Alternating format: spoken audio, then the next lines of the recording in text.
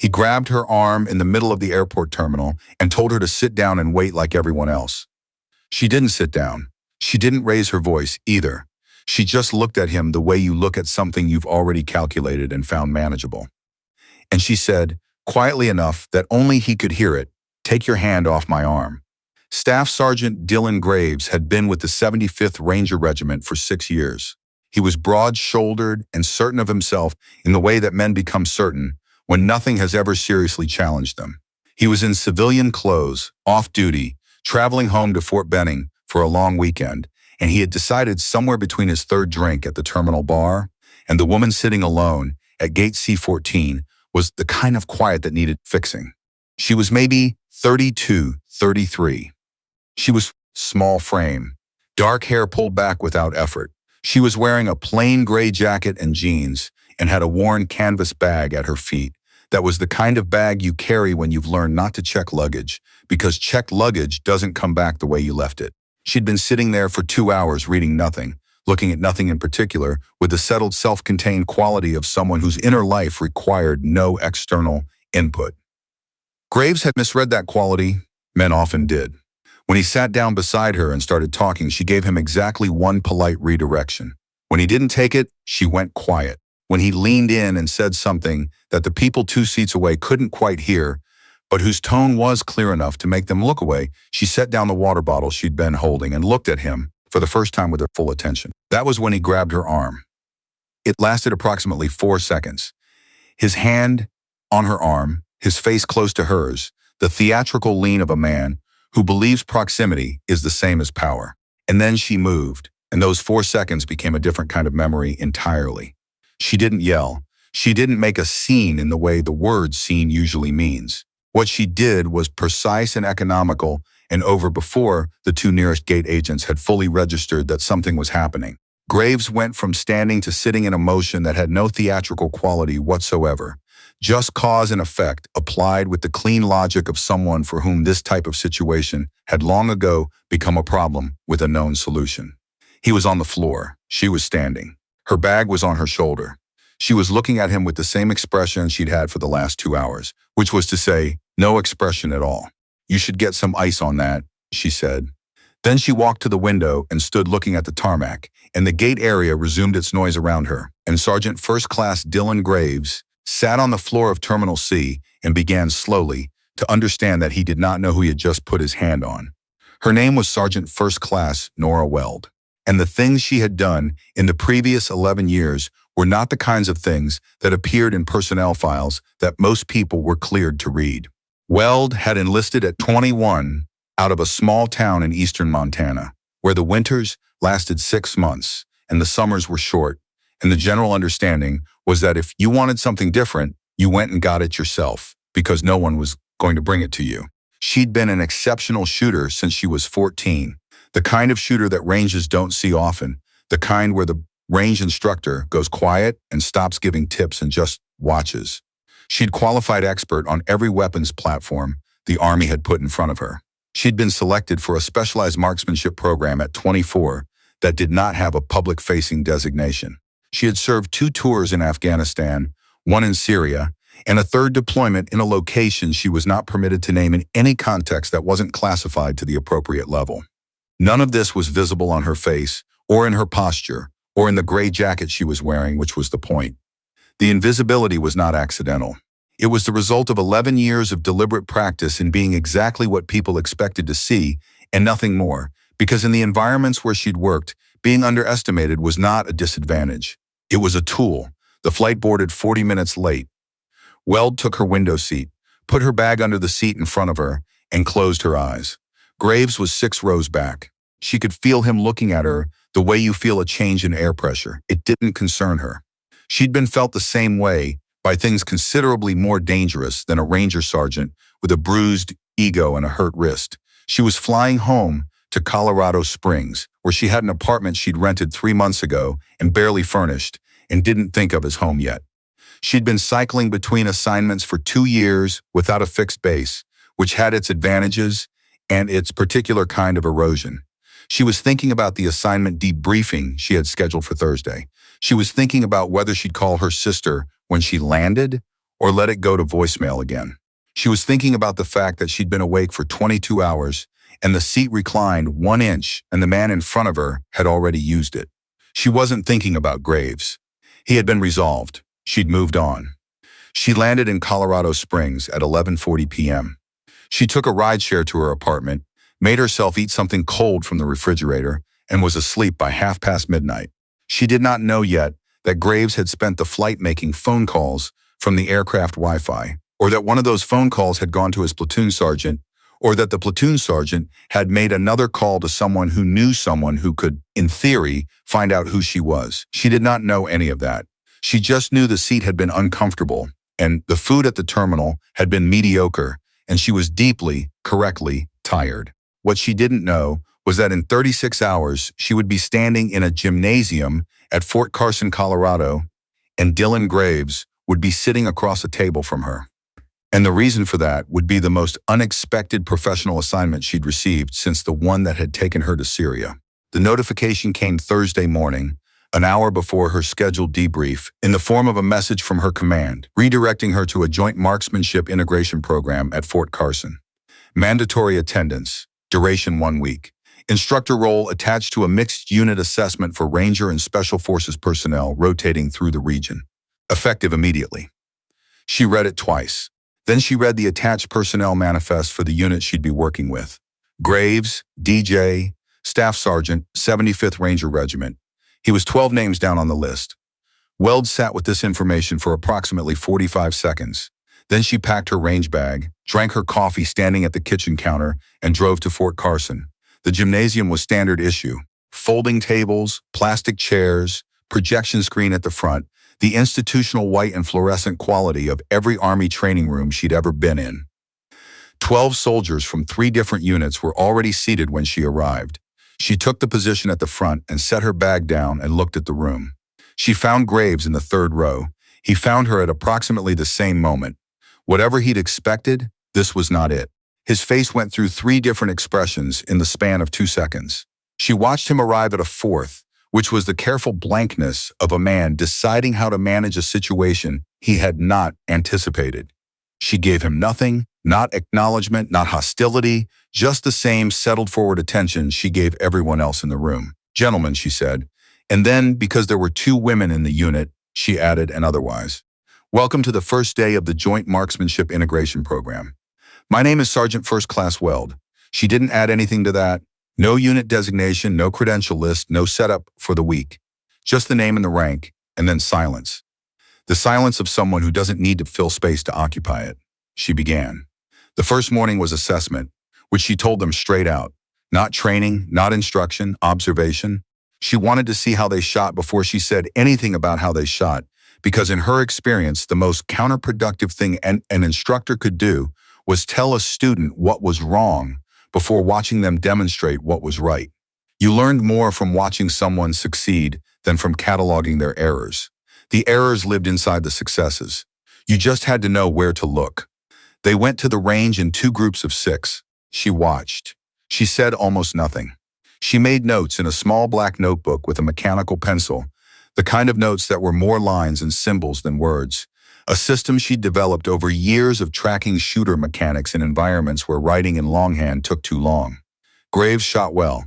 She noted that without judgment, he had good fundamentals, a clean, natural point of aim, and the patient trigger discipline of someone who'd had it drilled in at a formative stage. What he also had was a tendency to accelerate through the last 15% of the process, the moment just before break, where the accumulated pressure of performing for an audience expressed itself in a micro-rush that cost him half a group at distance. He didn't know he was doing it. They almost never did. It was the kind of error that existed below the threshold of conscious awareness, which was exactly why it was so persistent. She didn't tell him yet. She wrote it down. The first debrief was at 1400. She had them seated and she stood at the board and she said, "Before I tell you anything about your mechanics, I want to know what you think happened this morning." Silence. "Not what the target showed," she said. "Not the group size. What you experienced, what it felt like from inside." More silence. Specialists and staff sergeants looking at each other with the particular discomfort of men being asked to report on interior experience in a professional setting. A soldier named Strickland, a ranger corporal with good fundamentals and a slight anticipation flinch, said it felt consistent until it didn't. Weld looked at him. When did it stop feeling consistent? He thought about it. Last couple rounds of each string. She wrote nothing, just nodded. Then she said, "Why do you think that is?" Strickland shifted in his seat. "I was starting to think about the group." "Thinking about the group," she repeated. "Not the shot, the group. And when you started thinking about the group instead of the shot, what happened to the shot?" He didn't answer immediately, but his face answered before his mouth did. "The group got worse," he said. "Because the group is not the goal," Weld said. "The shot is the goal. The group is what happens when you stop trying to make a good group and start trying to make a good shot." She looked at the room. Every single thing that goes wrong at distance starts as an error of attention. You move your attention from the process to the product, and the product suffers. Every time. Without exception. The room had gotten quieter. This was a different kind of quiet than the one at the beginning, which had been the quiet of people waiting to see what she was. This was the quiet of people who had just heard something that was going to take a while to fully arrive. She ran them through a dry fire exercise in the afternoon that had no targets. Just position, breath, and trigger press repeated until the shape of it was smooth. 3 of the 12 soldiers initially found this frustrating, in a way they expressed through body language and tone. By the end of the 3rd hour, all 3 had stopped expressing frustration and started expressing something that looked more like concentration. She watched Graves during the afternoon session. He went through the same frustration arc as the others, but he came out of it sooner. She noted that too. On the second morning, she changed the format. She told them they were going to shoot in pairs with one person calling the other's shot. Not coaching, just observing and reporting. What did you see? Not what should have been. The exercise required a kind of attention that was different from performance attention, and the information it produced was consistently more honest than what a shooter could access from inside the experience. The pairs rotated. She watched each one. She made her notes. When Graves was paired with a Special Forces sergeant named Odell, she noticed something. Graves called Odell's shots with precision that was better than average, detailed observations about point-of-aim drift and grip pressure that were accurate and specific. He saw well from the outside. That was worth knowing. After the range, she pulled him aside. "Not to address the airport. Not yet," she said. "You have good eyes for other people's mechanics." He looked at her carefully. He'd been careful with her all morning. Not hostile, but careful. The way a man is careful when he's trying to decide whether a situation requires acknowledgement or is better managed through silence. He said, "I had a good instructor once." "What made him good?" Graves thought. "He didn't tell you what to fix. He asked you questions until you figured it out yourself." She nodded once and walked back to the range. Behind her, she could feel him recalibrating, the way she'd felt him looking at her on the plane, but different now. This time, the pressure of his attention had changed in quality. Less about her as a problem and more about her as a question he didn't yet have the vocabulary to ask. That was progress. She'd seen it before. It never arrived the same way twice.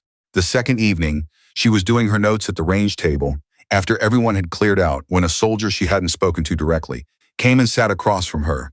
His name was Sergeant Torres, a SF medic who'd been quiet through both days in the specific way of someone who processes laterally rather than frontally. He said, "Can I ask you something off the record?" She kept writing. "There's no record here." "Ask, is this program connected to the Weld Protocol?" She looked up then. The Weld Protocol was not a public-facing name. It was the informal designation used by a specific subset of the Special Operations marksmanship community for a set of training principles that had developed out of her work in the field, the documentation of which lived in a classified training archive and was not attributed to her by name in any accessible format. "Where did you hear that?" she said. Torres said, "I trained with a guy who was on the program in 2019. He said it changed the way he saw the process, like fundamentally." He paused. He also said he never found out who developed it. Weld looked at him for a moment. Then she went back to her notes. She said, "It's not connected to anything by name, but some of the principles are similar." Torres nodded slowly. He didn't push. She respected that. He got up, said goodnight, and left. She sat for a while after he'd gone. She thought about the Weld Protocol, which was not something she'd named herself and which she didn't think about as a thing. It was just how she shot and how she'd learned to teach it. The fact that it had a name in certain circles, that it had traveled further than she had, was information she received the way she received most information about herself from the outside, neutrally, like weather data that didn't require an emotional response. The complicated part had started 8 months ago, when a debrief she'd given on long-range marksmanship methodology was flagged by a training standards office and escalated in a direction she hadn't anticipated. Someone had decided that the methodology she'd presented was inconsistent with existing Army training doctrine and had requested a formal review. The review had been framed, initially, as procedural. It was not procedural. What she had come to understand over the following months was that the review was the surface expression of a deeper disagreement inside the training community about whose methodology counted as doctrine and who had the authority to develop it. The Weld Protocol, as Torres's former colleague had called it, was being presented by certain people in certain rooms as an untested deviation from established standards. The fact that it had produced measurable improvements in shooter performance at the classified level was not a part of the presentation those people were making. What she had not yet understood was how far that disagreement had traveled, or who else was now involved in it.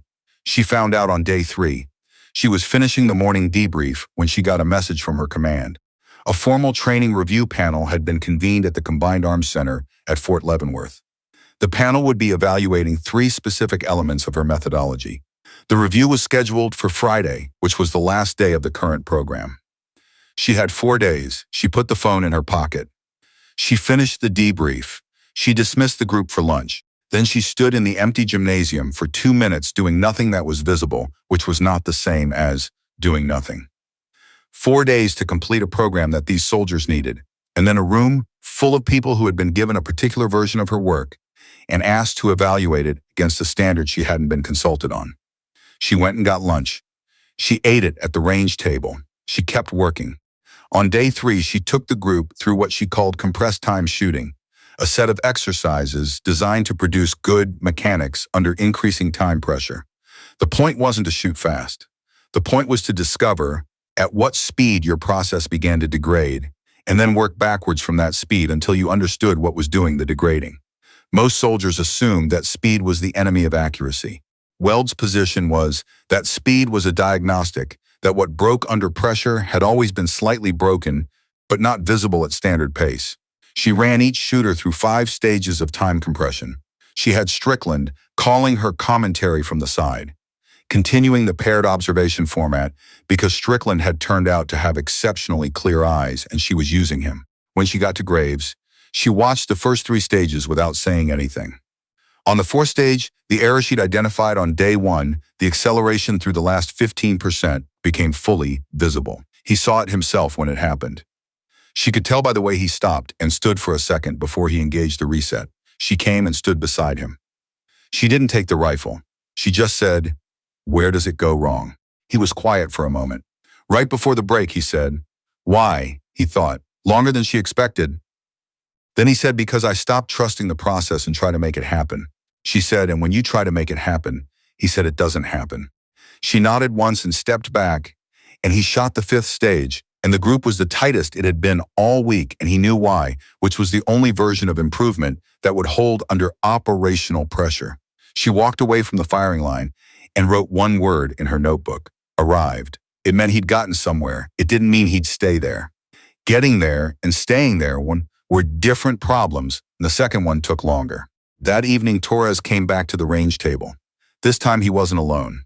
Strickland was with him, and an SF warrant officer named Breck, who hadn't said much in group sessions, but who had been paying a specific kind of attention that Weld recognized as the attention of someone taking notes internally. Torres said, "We heard about the review panel." She looked at her notebook. "Where did you hear that?" Breck said, "Word moves on an installation, especially word like that." She didn't answer. Strickland said, "Is it about the methodology? The ones they're calling unauthorized?" "It's about a panel's assessment of certain training principles," she said. "That's accurate." Breck said, "The principles in this program." She looked up. "Some overlap." "Yes." He nodded. He had the look of a man doing arithmetic. Then he said, "We can provide statements, all 3 of us. Observed performance outcomes from this week." He paused. "That's documentary evidence of methodology effectiveness. It's not an opinion, it's a data point." Weld looked at him for a long time.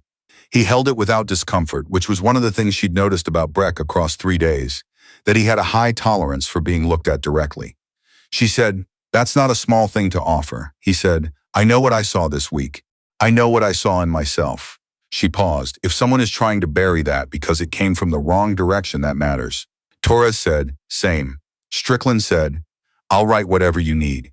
She looked at all three of them. The gymnasium was quiet around them. Outside, the Fort Carson evening was doing its usual thing, the particular light of a Colorado high desert installation at dusk, flat and clean and not quite like any other light. She said, "I'll think about it." She thought about it all night. The next morning was day 4. She ran them through the most technically demanding session of the week, a combination of position shooting and wind reading that required continuous real-time adjustment. She did this deliberately, not because she wanted to end on a note of difficulty, but because what she was actually measuring was no longer their technical performance. She was measuring what happened to their process when they were tired, and the margin for error was narrow, and the solution was not obvious: real conditions. That was always what she was actually measuring. Graves shot the session the way someone shoots who has stopped trying to shoot well and started trying to shoot right. The difference was difficult to articulate and immediately visible to anyone who knew what they were looking at. After the morning session, she sat in the instructor's office and wrote 3 pages of notes in her notebook that were not about the program. They were about the methodology review. What she knew, what she didn't know, what the panel had been told, and what she had documentation for. She wrote it the way she wrote everything, in clear, precise lines that said the exact thing she meant and nothing extra. Then she wrote a 4th page that was different. It was a list of the things she knew to be true about her own methodology, and how she knew them, not the test results, not the performance metrics, but the operational knowledge that lived in the results of missions she couldn't name in any room without the right clearance level. The things she knew in her body from years of making the decision in environments where wrong was not a recoverable outcome. She looked at the page for a while. Then she closed the notebook. On the afternoon of day 4, Graves came and found her at the range table during the break. He came alone, and he sat down across from her without asking, which was either confidence or the absence of thinking, and she'd learned by now which one it was. He said, "I owe you something." She waited. He said, "At the airport, what I did. There's no version of it I can defend, and I know that." She said, "Why did you do it?" He thought about it longer than she expected. He said, "Because you didn't respond the way I expected, and I didn't know what to do with that except try to get a response." She said, "And what did you think you were going to get?" He said, "Honestly, I don't know. I think I'd stopped thinking by then." He was quiet for a second. "I'd been operating on a certain understanding of how things worked." He looked at the table. "You didn't match it." She looked at him. She said, "How many times in your career have you made a tactical decision based on an understanding of the situation that turned out to be wrong?" He was very still for a moment. He said, "More than I'd like." She said, "And what does that cost in an operational environment?" He didn't answer immediately. When he did, his voice had gone flatter and more precise, the way voices go when a person is saying something they know is true and isn't comfortable with it. He said, "It can cost everything." She nodded once. Then she said, "You have good instincts when you turn them outward. The problem is the same as your shooting. You stop trusting the process when you think you already know the outcome." He looked at her. She looked back at him with the same attention she gave the range, clean and even and without agenda. He said, "The review panel on Friday." She said nothing. He said, "Torres told me," he said, "you won't ask for support." She said, "It's not their fight." He said, "They seem to think it is." And then carefully he said, "I think it might be mine too." She studied him. The gymnasium light was the flat white of training spaces everywhere. He looked like a man who had taken something apart and was looking at what was inside it and wasn't running away from what he saw. She said, "Why?" He said, "Because this week changed something." He paused. "Because I walked in here thinking I understood something, and I was wrong. In the same way I was wrong at the airport, but here you could actually show me how I was wrong, instead of just having to deal with it." He looked at his hands. "That's not nothing." He looked up. "The people who want to bury this don't want anyone else to have what I got this week." That's what Torres said. That's what Breck said. He paused. "They're right." She sat with that for a moment. Then she said, "If you do this, you're putting yourself in a room with people who don't want this methodology to be credited to someone with my record and my demographic." She said it plainly, not asking for sympathy. Just putting the information on the table, he said. I know, she said, and he said, and I've been putting myself in rooms where I didn't belong for 6 years, because that's what the regiment selected me to do. He met her eyes. I can do it for a better reason than that. She was quiet for a long time. The range outside was empty, and the late afternoon light was coming through the high windows in long flat bars. She said there's a specific data set from 3 documented qualification cycles that supports the methodology outcomes. It's in the classified archive under a non-attributing designation. What I need is someone with the clearance to access it and the standing to introduce it to the panel as evidence. He said, what clearance? She told him. He said, Breck has it. She said, I know. I've known since day one. He looked at her. He almost smiled. He said, you were waiting to see if we'd offer. She said, I was waiting to see who you were. A beat of silence, he said. And she said, the jury is still out. Then she stood up and picked up her range bag and walked back to the line. The panel convened at Fort Leavenworth on Friday morning at 0900. Weld completed the final day of the program at Fort Carson at 07 Thurso, ran the last debrief at 0800, and drove north in a rental car with her notebook on the passenger seat and a thermos of coffee that was bad in a specific way that she had learned to accept as the standard for situations involving early morning drives to rooms where people had already decided what they thought. She was not alone in the car. Torres was in the passenger seat with the classified data set on a government-issued tablet that Breck had extracted from the archive and formatted for presentation. Breck was in the back with a printed summary of observed performance outcomes from the Fort Carson program, signed and dated in the format appropriate for formal submission. Graves was also in the back, in his dress uniform, with a written statement that he'd composed at 0230 that morning in the hotel room they'd booked near Carson, and that he'd read to her at 0600 before they left, asking only if it was accurate. It was accurate. She'd told him so. He'd folded it and put it in his breast pocket, and they hadn't discussed it since. The drive was 2 hours. Nobody talked much. Torres fell asleep at the 40-minute mark. Graves looked out the window for most of it. At one point, he said, who's on the panel? She told him the names. 2 training standards officers, a senior NCO from the marksmanship proponent office, and a civilian contractor who wrote doctrine. He said, and they've been told what? She said that the methodology diverges from established standards without documented basis in Army-approved evaluation frameworks. She said it in the flat language of administrative review language, which was the accurate language, and which told him everything he needed to know about what kind of argument they were walking into. He said, do you think it matters that you're right? She thought about how to answer that honestly. She said, it matters to the people in that room to the extent that they're willing to let it matter. Some of them are.